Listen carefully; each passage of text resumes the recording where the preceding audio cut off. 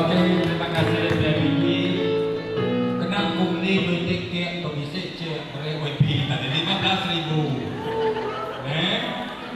30,000 bulan 4, 30,000 bulan 7. So, anak kita bisik gini baru. Nak ya, okey? So, jadi terima kasih ha. So, serah aku bagai WDP. Tadi, siapa jerah kalau aku bukan nak jadi WDP. Dalam hati aku sedih ya. Nanti aku bukan. Okey, terima kasih. PIBG apa ini? Saya sudah boleh aku kira. Mari saya boleh dunia aku. Aja apa aku nak tukar pakai kira betul sikit di suam aku tu ni. Siapa apa ini kan suam aku? Nanti kita bukan lagi. Okey, terima kasih. Untuk pengetahuan semua, hari ini adalah hari terakhir Tuan Pengetua sebagai Pengetua dan juga hari terakhir perkhidmatannya dalam kerajaan.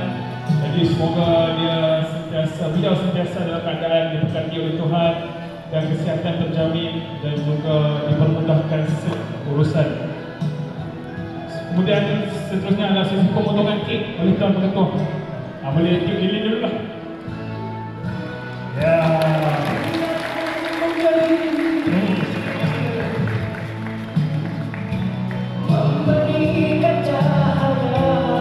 Terima kasih atas segala usaha yang mereka terhadap peserta yang kepada guru, kepada sekolah.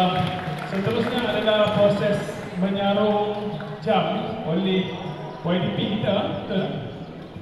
Okey, kepada Cikgu Dr. Layan.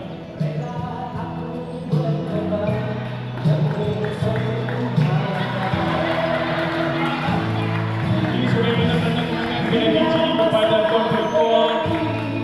Semoga terus ingat kami di dalam doa, terus ingat kami dalam segala apa yang Tuan Pengetua kerjakan.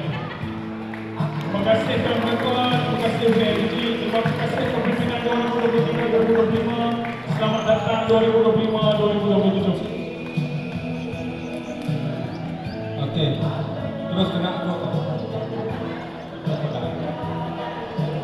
Rumah tidak tahu kita minat apa sih minat jam. Banyak jam tu. Kita buka ke jamnya sikit lagi. Buka imam dia. Okey, terima kasih. Di nama kemudahan. Okey, thank you very much. Terima kasih Tuan Pengetua. Jadi kita akan teruskan sesi bergambar selepas ini.